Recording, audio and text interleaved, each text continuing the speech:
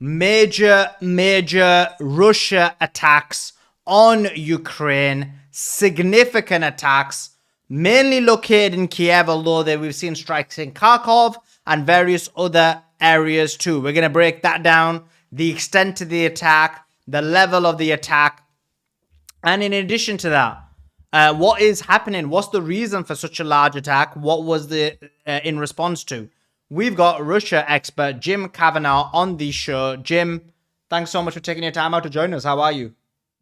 Good. Thank you. Thank you for having me, Suleiman. Thanks for coming on. So, Jim, I mean, obviously, we'll give an overview of the strikes, but what's your thoughts about these major strikes?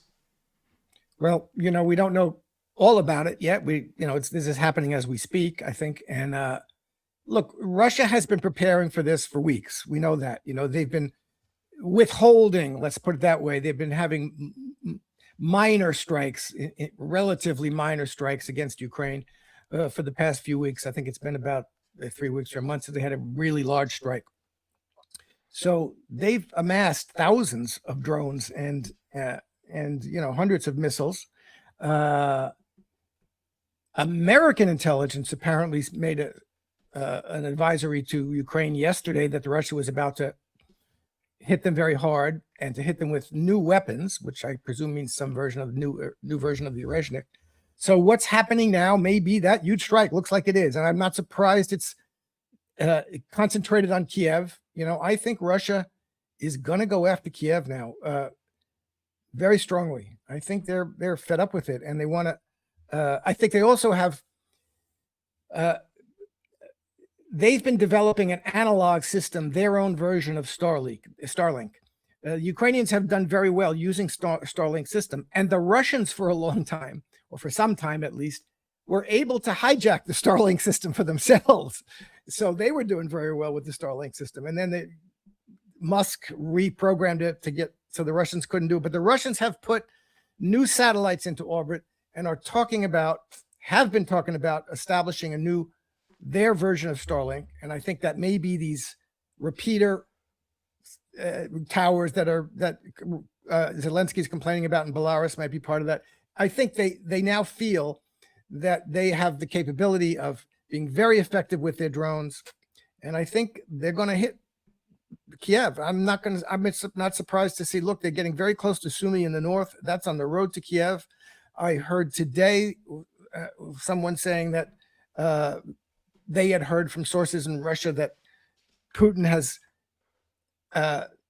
told his generals to open a new front coming from the north, from the Bryansk region, which is all aimed directly at Kiev. And in the same time, they're advancing steadily, absolutely, in Donbass and Zaporozhye region. So, we're going to see what they do, what damage is done in Kiev here, what buildings are hit, what weapons are used. I don't have the information on that now, but I think Russia is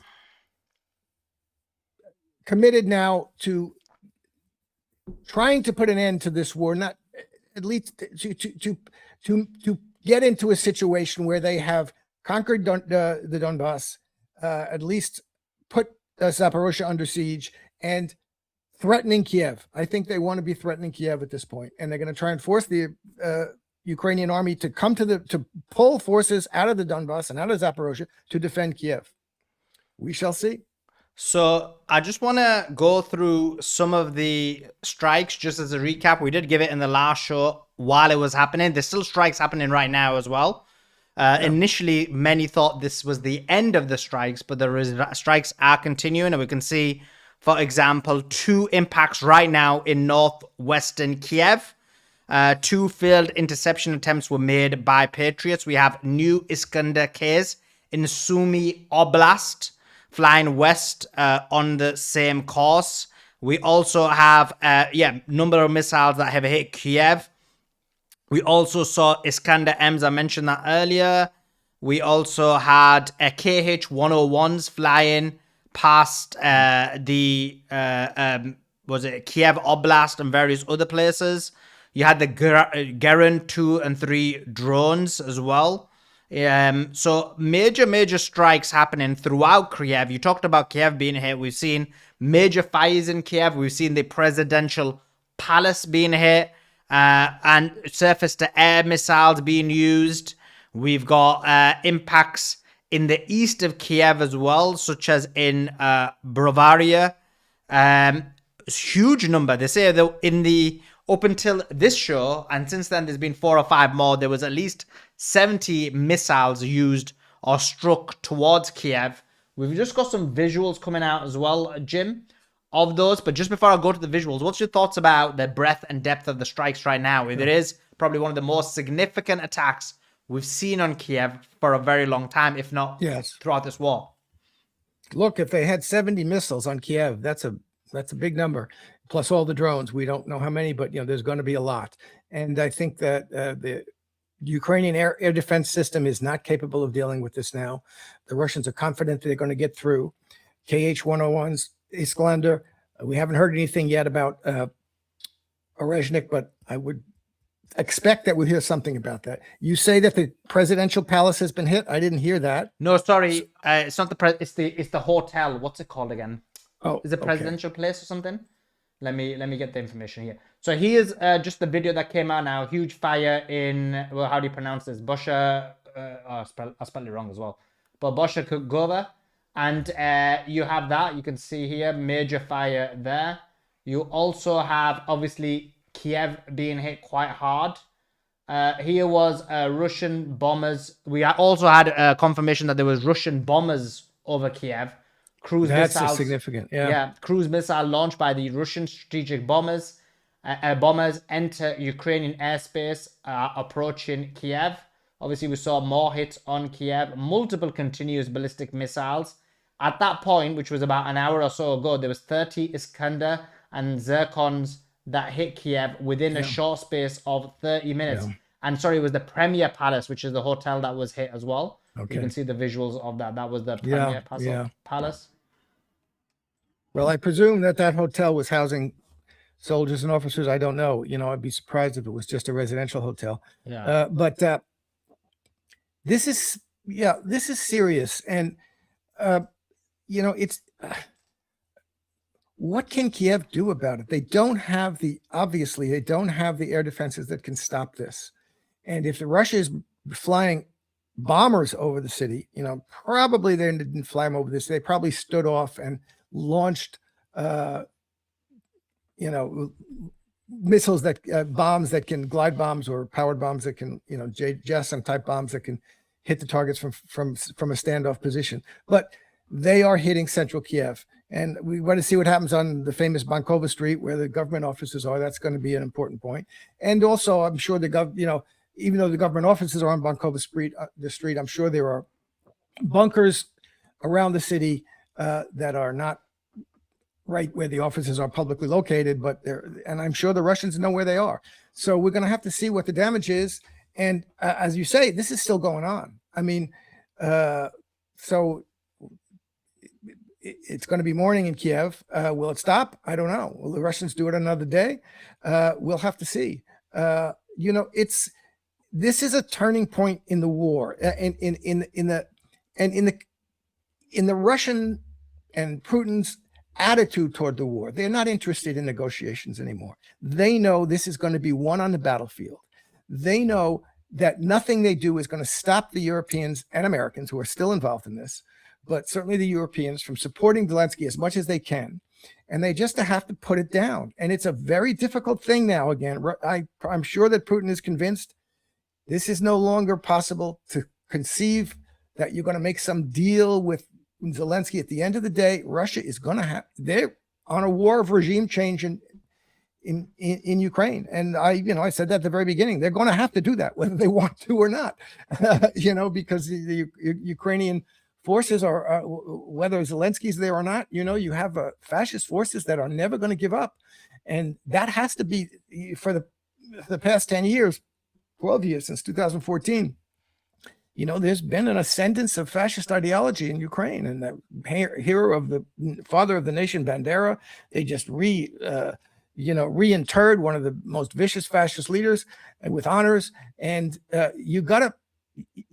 Russia won't be safe as long as a regime is in place like that can be used by the Europeans and the Americans and NATO to to try to destabilize Russia, which is what this was all about at the beginning. This has been this was a war from the West to destabilize Russia and to try and do regime change in Russia and get rid of Putin and turn Russia into divide Russia and turn it into a series of oligarchic run potentates, etc. So this is what Russia has to put an end to it. They know we got to get to the root causes of this. And the root causes of this, we have to make it clear that no, there is no possibility for NATO, the West, the United States, Europe, whoever, to come into Kiev and use a regime there to hassle us and to create problems for us. We got to put an end to that. So I'm not, don't think this is over, because I don't know what the United States will do in this circuit. It's really the United States that's going to have to decide whether it's going to give up or not. And I wouldn't count on them actually thinking that they're going to give up. So on that, obviously, guys, we'll continue to give you the news as and when we receive it. We can't see any more strikes at this moment, but we are seeing the older strikes of the attacks on Kiev, but they are happening at this moment in time. I just wanted to show you this, Jim. This was a post by Ethan. Obviously, we like Ethan a lot on the show. And he wrote, after Russia breaks the fortress belt, there is almost zero Ukrainian defense left. I feel this is seriously underreported in the media, and this could happen this year. No wonder Ukraine is striking into Russia to try and force peace. What's your thoughts about this? What's your thoughts about the fortress belt and how you easily then go into Kharkiv, Dnipro, and Zaporizhia? Yeah, look, there's a town, I don't know the name, but it's a relatively small town in the Donbass area that Russia is now taking control of, okay?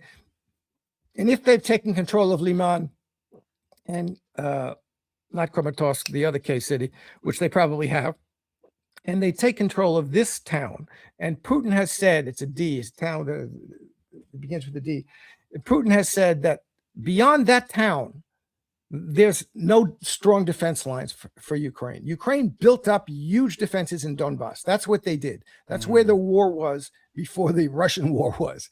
That's where the war was from 2015 to 2022. And Ukraine built up massive defenses in there. And that's the hardest thing for Russia to get through. And once they get through that, they will, there's not much between them and the Dnieper and Kiev. So that's what Ukraine is afraid of. But Russia has enough manpower and enough forces and enough drones and enough missiles to launch attacks a lot of places at once. And they are opening up avenues to Kharkiv. And they are opening up a front. They have opened up, and they're almost at Sumy. And they are now taking towns to the north, to the west and northwest of Kramatorsk. So they're creating a cauldron around Kramatorsk. And these are, and Zivsky himself has said this, Zelensky has been, head in the sand, Pollyanna about we have no problem. We've taken the initiative, and the Western press has been completely delusional about this. Oh yeah, Ukraine is striking with drones. They've retaken the initiative. No, I mean, in the important areas, in the Donbass and in Zaporozhye and in Kharkiv and in Sumy and other areas in the north, Russians are moving forward relentlessly, and they're going to get past this point. I mean, Zaporozhye and Kramatorsk, Kramatorsk and Slavyansk are going to be a big problem, but the Russians are going to end up surrounding them and cutting them off from logistics. And same thing with Zaporozhye. I'm convinced that Putin is wanting to take over Donbass before the end of the year. And once they do that, then you're in this situation where Russia has taken everything that it wanted before it started the special military operation. And I don't know what they're going to do. And Kiev is going to be under threat. I mean, I do think we should look for new offensives coming from the north, from Sumy and from the other area south of Bryansk that the Russians are talking about coming into. And, this is relentless. And Siersky himself says, we don't have the manpower. We don't have the missiles. We don't have the air defenses. He's setting himself up because apparently Zelensky told the American, I forget which American senator or congressman came. He said, "We're going to get rid of. I'm going to fire Zirsky, and I put Budanov in charge." Budanov is, the special operations, the Ukrainian intelligence guy, who's the assassination squad guy. So Sierski sees the handwriting on the wall for him, and he wants to be saying things that he doesn't want to. He wants to put things out to demonstrate that he knew what the real story was. So, this is next 6 months are going to be really the deciding battle of Ukraine. We shall see. We shall see. In terms of, you mentioned about Kiev, would they go to Kiev? Because obviously that's not a strategic decision to make. It's more a decision to make in order to essentially get to Zelensky and the leadership, right? Well, they're going to threaten Kiev. If they take Sumy, they're threatening Kiev. Okay, they're going to have a situation where they're seen to be on the verge of attacking Kiev. Let's put it that way. And they are going to attack it by air with air assets. So with their missiles and their drones and their bombs, and combine that with the victories, if they get them in Donbass, it's going to put a lot of pressure on the Kiev regime. And there's going to be, but again, the real problem here, it's going to put a lot of pressure on the Western backers of this war, and who they are, and who, especially in the United States, is willing to sit back and watch the whole thing go down. And Russia take Ukraine back into its orbit. Point. That's what Russia has to do now. And who can stop that from happening? The Europeans can't stop that from happening. They will do what they can. They'll pour whatever money and weapons they can into Ukraine, but that's not going to work. At some point, the Americans have to either step in or give up, or just clearly give up. And they haven't given up yet. They're not as interested in it. They have other fish to fry as far as they're concerned.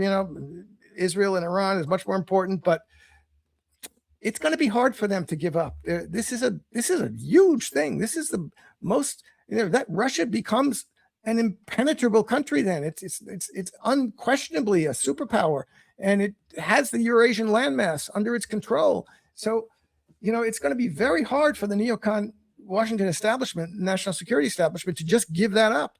But there's nothing they can do except a fight that they're going to lose anyway. This is the problem that the Americans have. But everybody's a little crazy in this situation.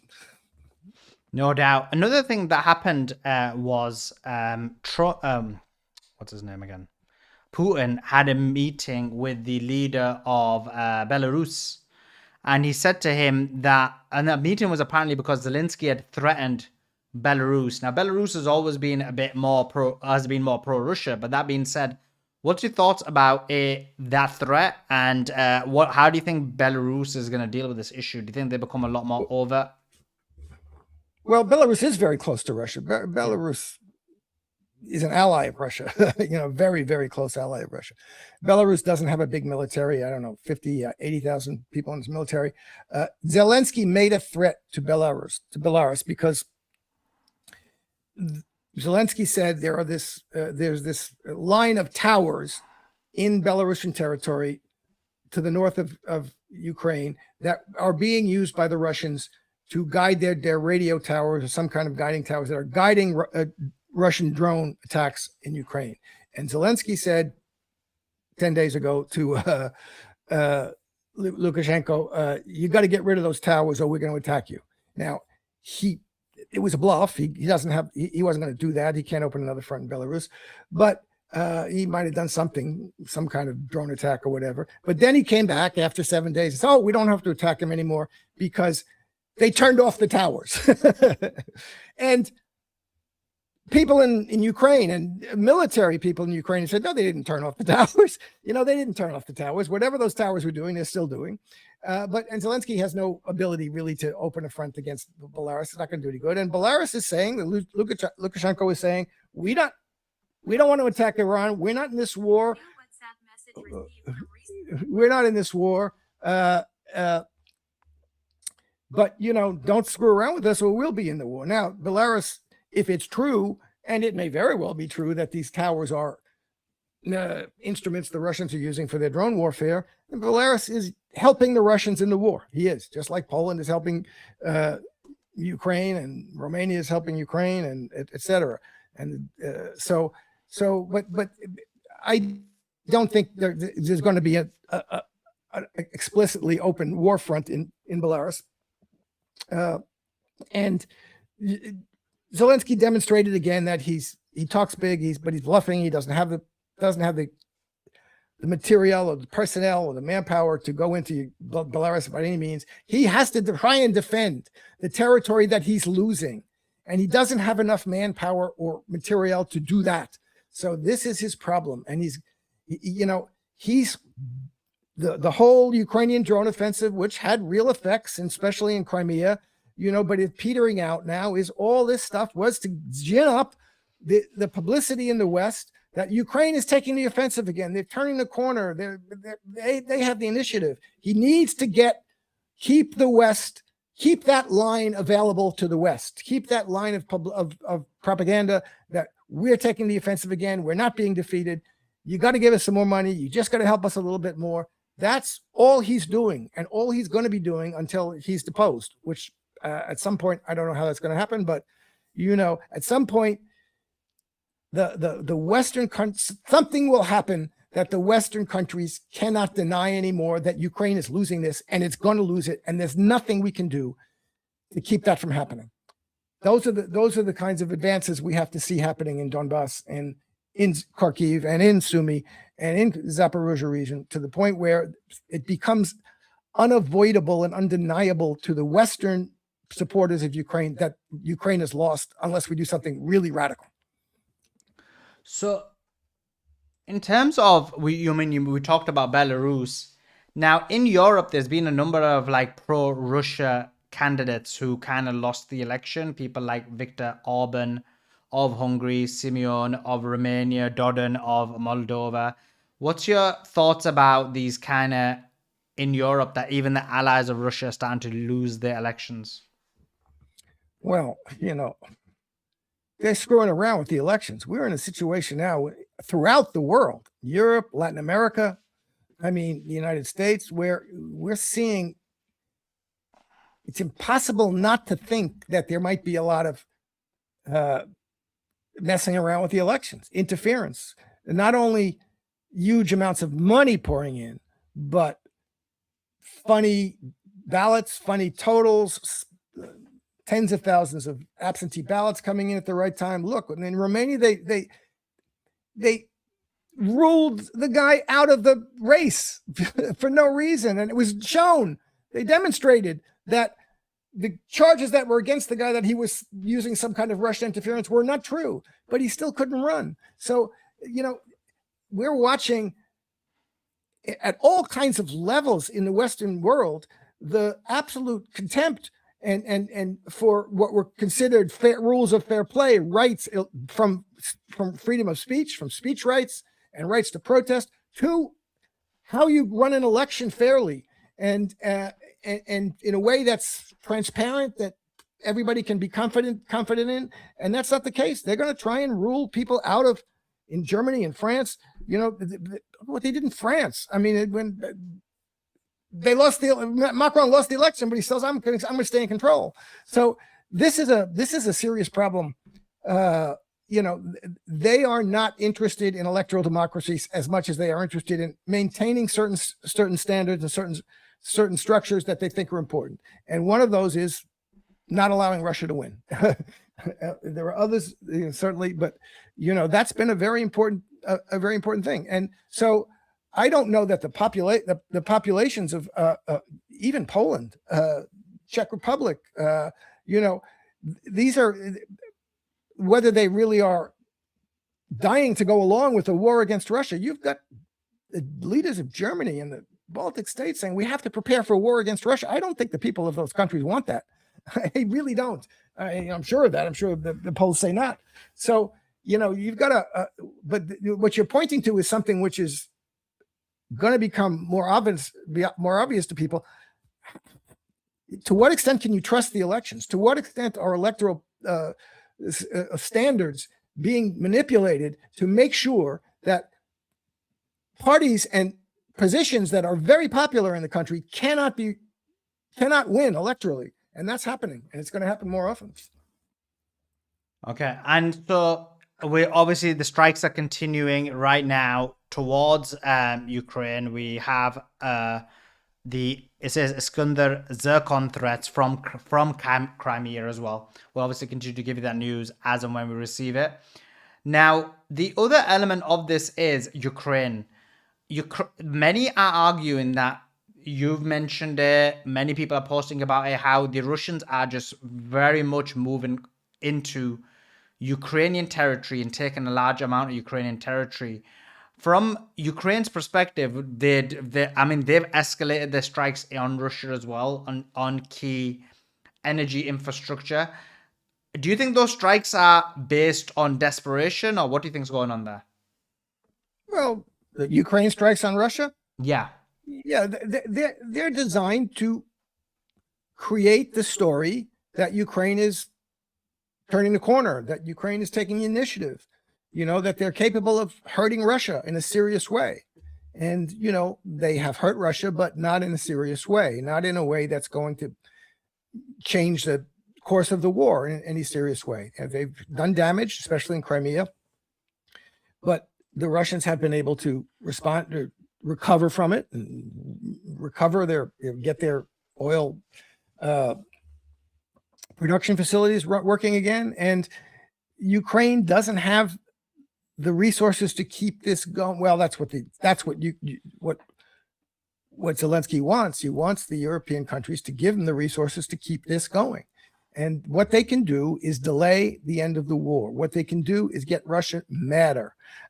And that's what they've done. Look, it's very significant that, for a year and a half, Russians were saying we made a deal with the Americans in Anchorage, and we thought we had an understanding there, blah, blah, blah. And now Trump came out and said, no, and Rubio, we didn't make a deal. There was no deal made. And Putin has said, okay, that's right. There was no deal made. So what he's saying there is, we are under, because Russia had said we had made certain concessions, never explained what they were. But now Putin is saying, okay, yeah, you're right. We didn't really make a deal. We just chit-chatted and came to some kind of vague agreement, but there was no real deal made. So we're not bound by this. So, any idea, and I think the idea was that the Russians would say if they got Donbass, they would have a ceasefire in Zaporozhia and Kherson. But now they're saying, no, there's no deal. Just, you're right, there was no deal. So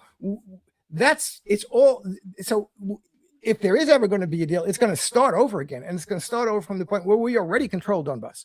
And so, we're not going to give up something that we don't need to give up. So it's, I think, again, the Russians have demonstrated and have said and articulated, we don't recognize that we got anything from the negotiating with the Americans. We're not really interested in negotiating with the Americans. We're certainly not interested in negotiating with the Europeans or with Zelensky. So, we're going to let this play out on the battlefield. We're confident that we're going to win this, and we are winning it. Not in lightning strikes, but in relentless advances that are going to eventually punch through the last line of the defense in the Donbass. And that's the situation. Zelensky wants to do something, anything that keeps the Western press able to say, oh, look at this. Ukraine is now turning the corner. If only we give them a little bit more. They're turning the corner. The Russians are on the back foot all of a sudden.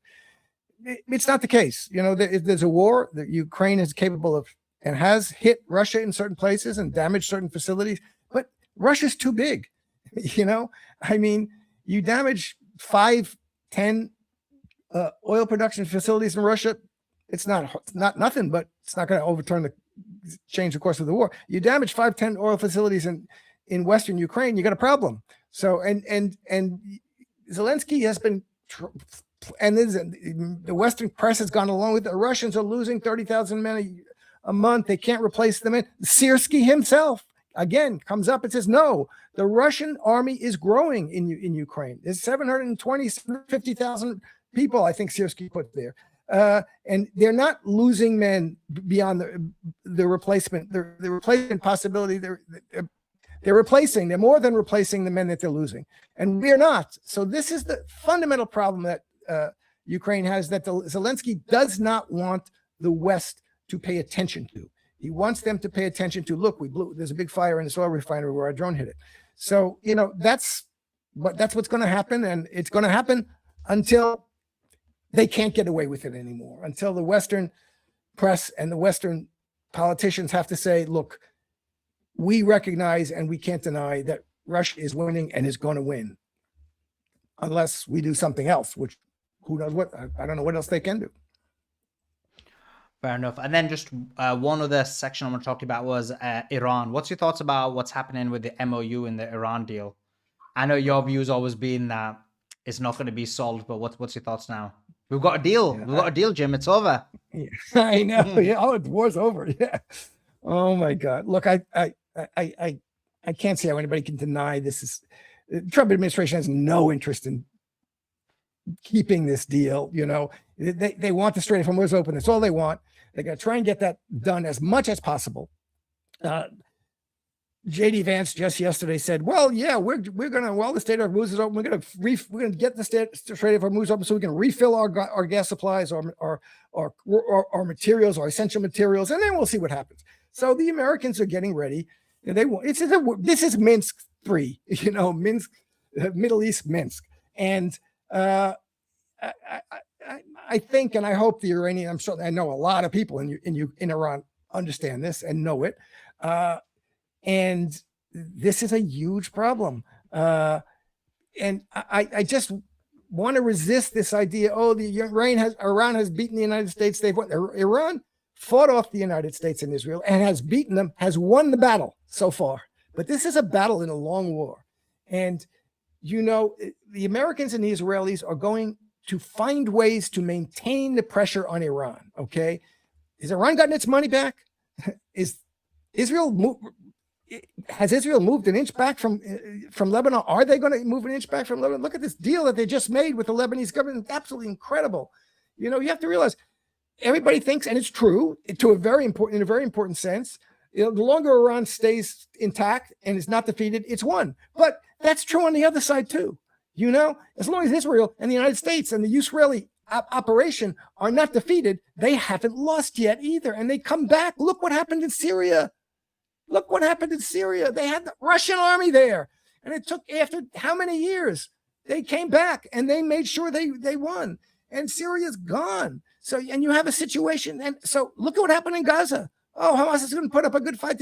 It's all bad for the Israelis in the long run, in the kind of absolutely the case that Israel has lost the most important asset it has. It's losing the most important asset it has, which is American support. But it's lost that among the populace, but it hasn't lost it among the political class. They're going to pass these laws that integrate Israeli and American defense and intelligence forces. It's just incredible. This is unbelievable. So, you have 2 or 3 democratic socialists who are anti-Zionist. Good. That's a really important thing. The number of anti-Zionist or even Zionist critical politicians in the Congress has gone from 3 to maybe 15, but that they still a lot more absolutely committed Zionists who are run. AIPAC just put out a self-congratulatory things about how many candidates they supported who won. So the American political regime is still completely committed to Zionism. They are committed.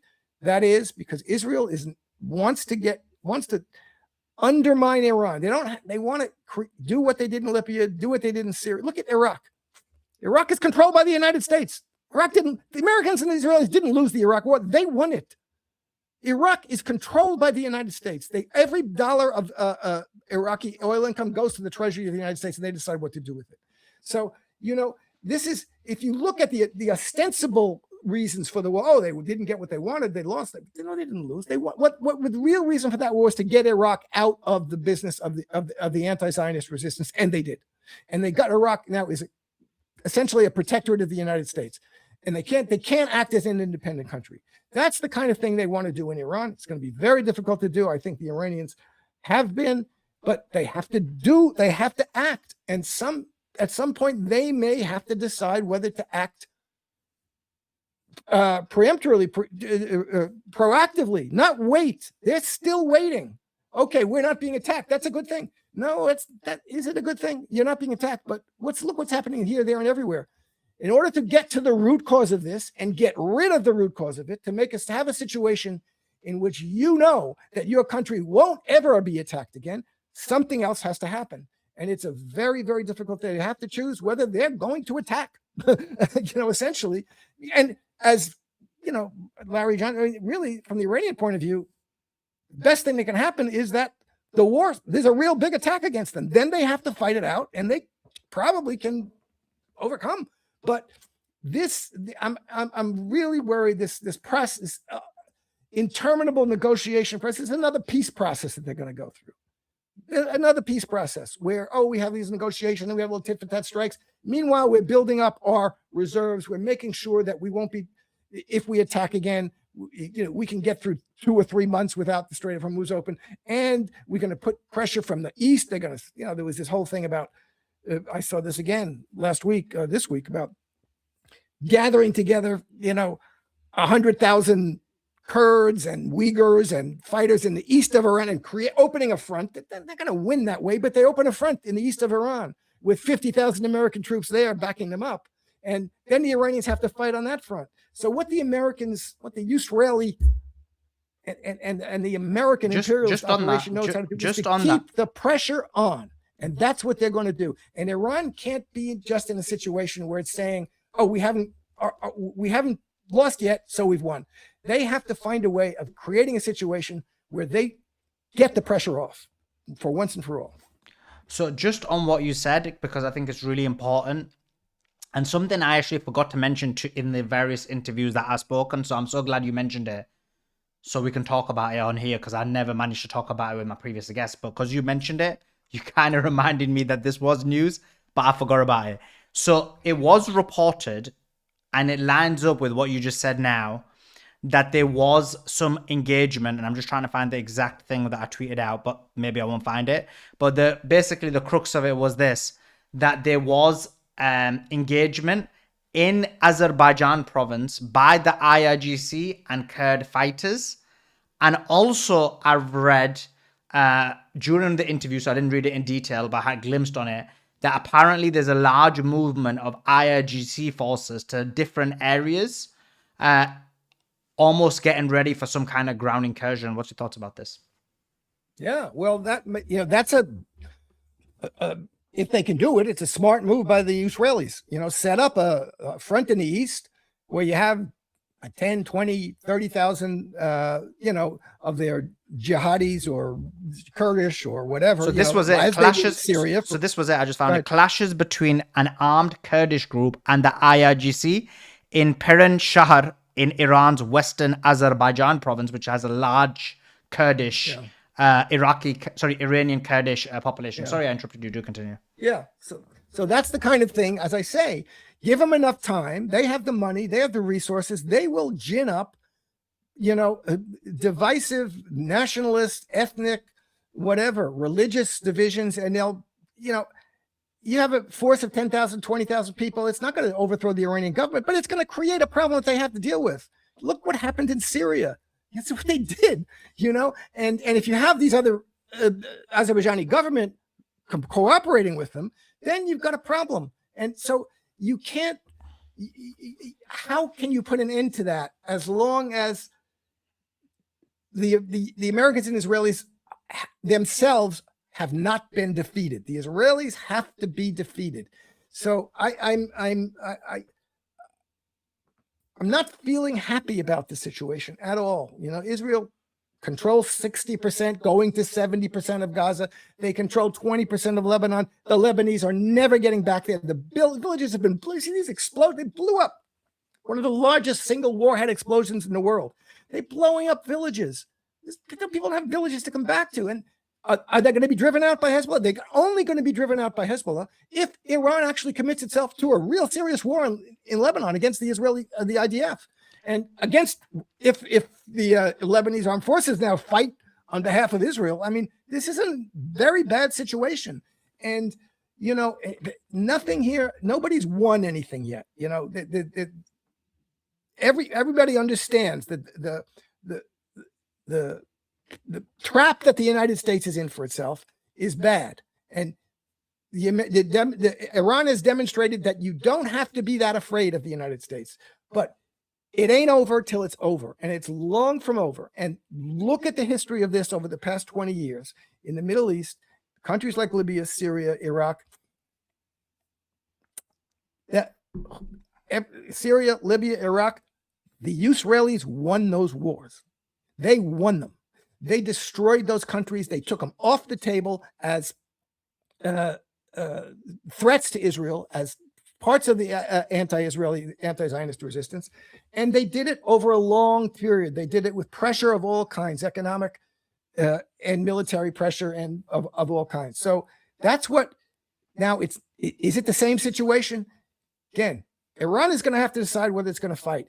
Other Iranian allies, you talked about Pakistan. I saw you with Larry Johnson say, oh, Pakistan said if Israel nukes Iran, we're going to nuke Israel. Oh, really? Yeah, I agree with you. Are they really going to do that? Who is? This is a fundamental problem. Israel can nuke not only Iran, they can nuke anybody they want. They have missile-carrying submarines that the Germans gave. Everybody knows this. Everybody's still talking about 200 Israeli nuclear weapons. That was in 1989. Vanunu said they had 200 nuclear weapons. They have how many nuclear weapons now? And they can deliver them probably anywhere in the world. The point is any country in the world that comes to the defense of Iran, if it's nuked, is going to have to be afraid we might get nuked too. And Israel is saying that, and they mean it. So what country in the world is willing to take that chance on behalf of Iran? What country in the world has been willing to take that chance or even anything like that chance on behalf of the Palestinians? None, except Iran and Yemen.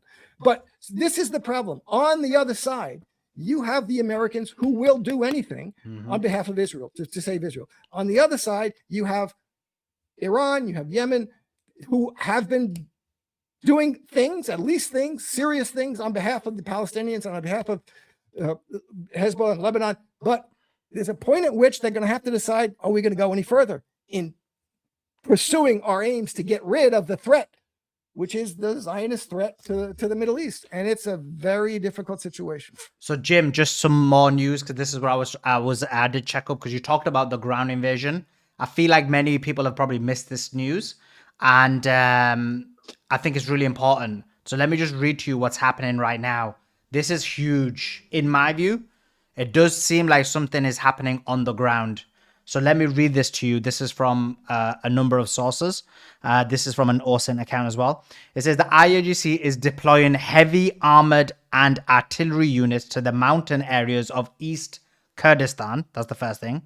Also, a large number of IRGC ground forces have been mobilized in Sardasht and the surrounding mountainous areas.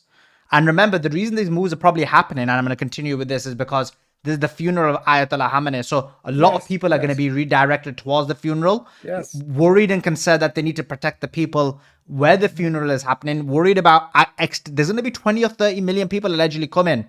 How many of them are going to be Mossad agents? How many of them are going to be American CIA agents? How many of them are going to be MI6, MI5? These are very important things. And so they've got all of that to worry about. And so let me continue. Sorry with that. A large number of IRGC ground forces have been mobilized in Sardasht and the surrounding mountainous areas. They have established checkpoints and ambush points in the Kapran area between Sardasht and Beirun near the border, while deploying artillery, tanks, heavy machine guns, and other military equipment. Also, additional forces have been deployed near Rabat, where the area has also been heavily militarized. Meanwhile, another convoy of IRGC forces traveled from Sardasht towards Meravi, reaching the Nelas area. I will make sure in the next show, guys, that I have a map of all this so you can see what's happening. And then I mentioned, and this is just elaborates on what I said, clashes have erupted. This is about 20, 30 minutes ago. Clashes, maybe 40 minutes ago. Clashes have erupted in between the IRGC and fighters from the Democratic Party of Iranian Kurdistan, the PDKI,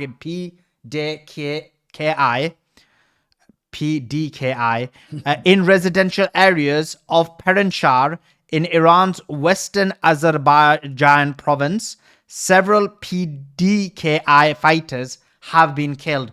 So we're already starting to see something's happening, something's brewing. It could be, it could be something that may not, but I think there's something going on there. There's something happening. What's your thoughts? So you've covered a lot of these ground incursions in Syria and various other places. I do think that something's going on here. I think it could just be nothing, but I don't think it's nothing. What's your thoughts? Well, yeah, I mean, again, it's not going to overthrow the Iranian government, but it's going to create a problem they're going to have to deal with. And look, if it's coming from Azerbaijan, no, West Azerbaijan province, which is in Iran. Yeah, but does it border? What country does it border? Is it interior of the country? Borders Iraq. Iraq. Well, yeah. Well, look, the Iraqi. Well, you have to come a bit in. Sorry, you have to come a bit in before you get to West Azerbaijan province. I'll get the map up, but yeah. Yeah, the Iraqi militia have to try and become part of this fight. You know, it's sure. So I'm just saying, this is the kind of thing that the Americans and Israelis are good at doing, and they will gin something up, and they will give them support. And it's like the Americans can sit back and say, "We're not attacking you. It's these poor Kurdistani freedom fighters that are attacking you," and they will give those Kurdistani freedom fighters, weapons that are significant. They'll be able to do some damage with them, and they may even give them some kind of, if they're close enough to a border that they can, from Iraq, they could look. The Israelis had a military base in Iraq. They could put rocket fire from Iraq or from Azerbaijan if they come from Azerbaijan. So this is the kind of pressure that they are not. The Americans and the Israelis aren't sitting back saying, "Oh my God, the Iranians beat us. What are we going to do?" They're sitting back saying, "Okay, let's get the Iranians involved in chat for another 10 years, another 5 years, another 6 months, another year.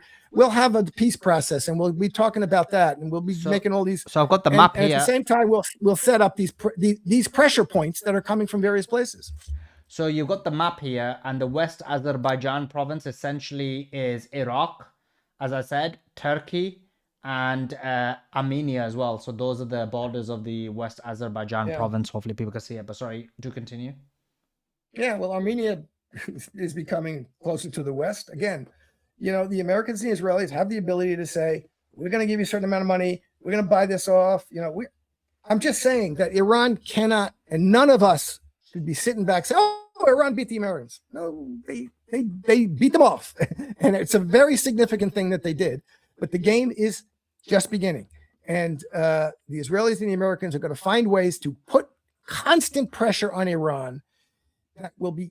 Iran needs to get very strong economic and political and military relations with China and Russia. They need to detach their economy as much as possible from the West and from the dollar standard, and tie it into the BRICS and to the Chinese economy. They need to make close relations with China and Russia so that economic pressures on them can be lessened. And they need to be prepared militarily if they're getting infiltrations of troops from Iraq or Armenia. They have to take the fight to them. They have to punish anybody who is sending troops in. Where are these troops coming from in Iraq? Okay, there's got to be bases in Iraq that are bases for these troops. And somebody, and it's not somebody, it's the Americans and the Israelis who are running those bases. And just like they attacked the bases in Kuwait and Bahrain, they have to attack those bases in Iraq. And they have to get the Iraqi militias to do that for them. But the Iraqi government, like the Lebanese government, is controlled by the Americans. So this is a very difficult situation. The Americans and the Israelis have a lot of assets and a lot of tools they can use to put constant pressure on Iran, and they're going to do it. And it's not over. We don't know, what the result of this is going to be. We know Iran has put up a damn good fight and has demonstrated that they're not afraid, but they're going to have serious pressures, military and economic, they're going to have to respond to, and they're going to have to make serious decisions about how proactive they're going to be, not just sitting back saying, oh, we've kept them from destroying us. You keep them from destroying you until they destroy you. What you got to do is prevent them from ever thinking about destroying you, and that's a harder problem. No doubt. Jim, thank you so much for taking your time out to join us. Really appreciate your insight. I know people can find your Substack as The Polemicist on Substack. Also, I believe your X account is also called The Polemicist. At The Polemicist _. At The Polemicist _. Where else can people find you? I have a channel on YouTube and on Rumble. But the best thing is the Substack. Brilliant. Everyone should definitely follow you on Substack, but thank you so much for taking your time out to join us, and thank you for joining under such short notice. I really appreciate it. Thank you so much. Thank you.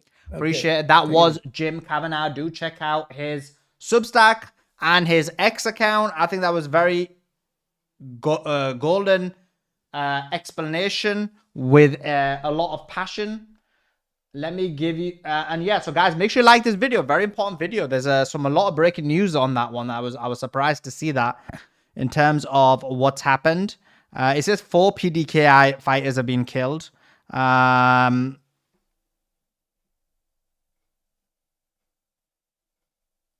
there is a significant amount of things happening there, so I'm gonna have to keep apprised of that and then get you the information. That being said, guys, make sure you like this video. I am relying on you to get the likes up. Subscribe to the channel. Have your notifications on. Tomorrow, we're going to be back at 2 p.m. Eastern. Is that right? Yeah, it is 2 p.m. Eastern. And we've got Professor Marandi coming on. Professor Marandi at 2 p.m. Eastern will ask him all the questions about this MOU and the deal and what's happening. So make sure you go. That's an example of why you need to have your notifications on, because that's an interview that isn't in our regular time, but sometimes we work around certain guests to try and get them on, especially if they're in Iran or some of these Middle Eastern countries or South America or East Asia. So check that out. But that being said, much love to every single one of you. Appreciate you guys joining in. Appreciate you guys listening. And I will see you tomorrow at when is it?